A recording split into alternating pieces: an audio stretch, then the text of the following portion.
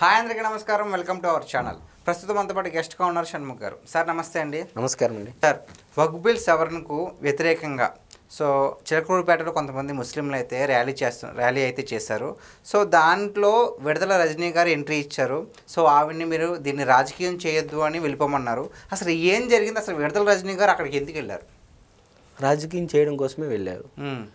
నిజంగా ఆమె ముస్లిం సమాజం పట్ల ప్రేమ, ఆప్యాయత, గౌరవము ఉన్నట్లయితే ముస్లిం ఆ వక్ఫ్ ఆస్తుల విషయం గురించి పక్కన పెట్టేటైతే ఇదే ముస్లిం ప్రజలకు న్యాయం చేయాలి అని అనుకుంటే ఆమె మంత్రిగా ఉన్నప్పుడు ఎన్ని పనులు చేయకూడదండి.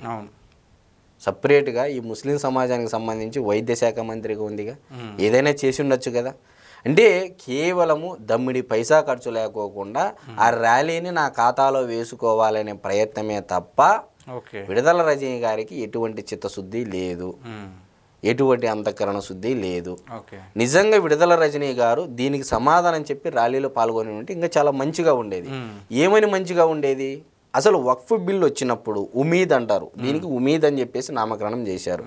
మరి ఉమీద్ చట్టం అమల్లోకి తెచ్చేటప్పుడు లోక్సభలో వ్యతిరేకము, రాజ్యసభలో అనుకూలంగా ఓట్లు వేసినటువంటి పార్టీ ఏది? ఆ సభ్యులు ఏ పార్టీ సభ్యులు? ముందు దీనికి ఆన్సర్ చెప్పిన తర్వాత విడుదల రజనీ గారు ముస్లిం పట్ల శాంతియుతంగా వారు చేస్తున్నటువంటి నిరసన ర్యాలీలో పాల్గొని ఉండింటే వాళ్ళని పర్మిషన్ అడిగి చాలా పద్ధతిగా ఉండేది. ఇక్కడ ఈ ర్యాలీలో పాల్గొనొద్దని లేకపోతే ఇంకోటి చేయొద్దని కూటమి ప్రభుత్వం ఎటువంటి పనులు చేయదు, అలాంటి పనులు చేయదు. ఎవరైనా ఇది ప్రజాస్వామ్య ప్రభుత్వం కాబట్టి ఎవరైనా వాక్ స్వాతంత్రపు హక్కును ఉపయోగించుకొని వారి యొక్క వారి యొక్క మనోభావాలు దెబ్బతినకోకుండా డెఫినెట్గా ప్రజల సమస్యల మీద మాట్లాడవచ్చు, దాంట్లో ఎటువంటి ఇబ్బంది లేదు. మరి విడుదల రజనీ గారు లోక్సభలో మిథున్ రెడ్డి గారు స్టేట్మెంట్ ఇచ్చారు. ఏమని ఇచ్చారంటే మా పార్టీ మేము వ్యతిరేకం మీ బిల్లుకు అని చెప్పారు. రాజ్యసభలో మాకున్నటువంటి 7 సభ్యులు మేము విప్ జారీ చేసినా కూడా, మా పార్టీ విప్ జారీ చేసినా కూడా ఉమీద్ బిల్లుకు, ఉమీద్ చట్టానికి అనుకూలంగా ఓట్లు వేశారు వక్ఫ్ బిల్లుకు అని చెప్పేసి ప్రెస్ మీట్లో ముస్లిం ప్రజలందరికీ ఆ ర్యాలీలో ఎవరైతే పాల్గొన్నారు వాళ్ళందరికీ చెప్పి ర్యాలీలో పాల్గొని ఉంటే ఇంకా చాలా ఉత్తమంగా ఉండేది. ఓకే, అంటే ఆవిడ మీద కూడా కొన్ని కేసులు అయితే పెట్టారు కదా రీసెంట్గా. సో వాటి నుంచి తప్పించుకుని ప్రజల మధ్య కాస్త సింపతి సంపాదించడానికి ఇలాంటి ప్రజలు విడుదల రజనీ గారిని నమ్మే పరిస్థితిలో లేరు. బాలాజీ క్రషర్ విషయంలోనే 10 కోట్ల రూపాయలు డిమాండ్ చేసి బెదిరించి ఒక డిఎస్పీ స్థాయి వ్యక్తిని దగ్గర పెట్టుకొని ఆమె పిఏను, ఆమె మరి తెలుగు సాంప్రదాయం ఉట్టిపడేటట్లుగా ఆమె వస్త్రధారణ ఏదైతే ఉంటుందో అటువంటి మహిళ ఈ విధేయమైనటువంటి పనులు చేస్తూ ఉంది అంటే చిలకలూరిపేట నియోజకవర్గ ప్రజలు ఒకవైపు సిగ్గుతో తలదించుకుంటున్నారు, మరొక వైపు ఏంది మహిళలు కూడా ఇలా చేయవచ్చా, ఇలాంటి పనులు చేస్తారా అని చెప్పేసి కూడా మహిళా సమాజం కూడా సిగ్గుపడే విధంగా చేస్తూ ఉంది. ఓకే, మరి ఏ విధంగా నియోజకవర్గ ప్రజల్లో సింపతి వస్తుందండి? ఏమి పనులు చేసిందని సింపతి వస్తుంది? జగన్మోహన్ రెడ్డి గారు ఏమంటున్నారు? నా బొమ్మ చూసి ఓటేసినారు ఎక్కడైనా 2019 ఎన్నికల్లో ఆయన అన్నారు. మరి ఈమె బొమ్మను చూసి ఎక్కడ ఓటేసినారు? ఆ లెక్క ప్రకారం చూసుకున్నా కూడా నీ ఎక్కడ సింపతి ఉంది రావడానికి?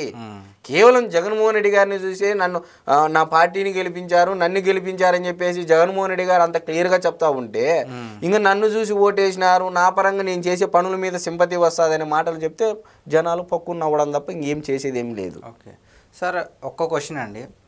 ఇదే విడుదల రజనీ గారు అంతకుముందు టీడీపీలో కూడా ఉన్నారు. సో దాంట్లో నుంచి ఇక్కడికి వచ్చారు. ఇప్పుడు మరి ఇలా కేసులను చుట్టుకుంటున్నాయి కదా, మళ్ళీ టీడీపీకి వెళ్ళే అవకాశం ఏమైనా ఉందంటారా? టీడీపీకి అవసరం ఏముందండి?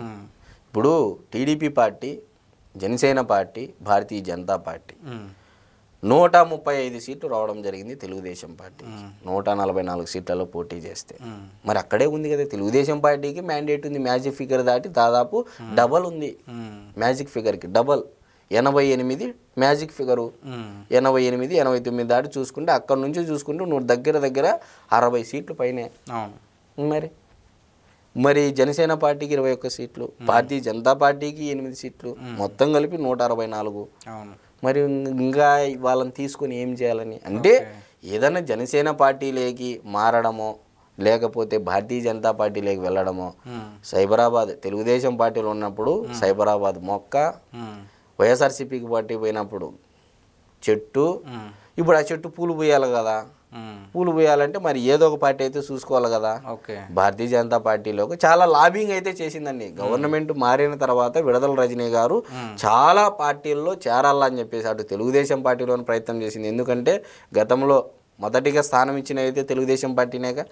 మరి దాని తర్వాత వైఎస్ఆర్సీపీ పార్టీకి వెళ్ళింది, మంత్రి అయ్యింది. చెయ్యని అవినీతి లేదు, అక్రమాలు లేదు, కబ్జాలు లేవు, బెదిరింపులు ఇంకా చెయ్యని అంటూ ఏమీ లేవు. విడుదల రజనీ గారు ఒక మహిళ అయినప్పటికీ చూడ్డానికి ఏమో అబ్బా ఎంత బాగుంది చూడ్డానికి ఆమె, ఇలాంటి మహిళ సాంప్రదాయం ఉట్టిపడే విధంగా ఉంది ఈమె, ఇలాంటి ఆమె ఈ పనులు చేస్తాదని చెప్పేసి దగ్గరున్నటువంటి కార్యకర్తలే సైతము నివ్వెరపోయే పరిస్థితి.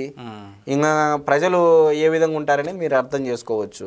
నేను చెప్పేది ఏంటంటే వక్ఫ్ బిల్లు విషయంలో ముస్లిం సమాజానికి వెన్నుపోటు పొడిచారు వైఎస్ఆర్సీపీ పార్టీ వాళ్ళు అనేది ముస్లిం సమాజం బలంగా నమ్ముతా ఉంది అనేది అయితే నేను ఖచ్చితంగా. ఓకే, థ్యాంక్స్ అండి. నమస్తే.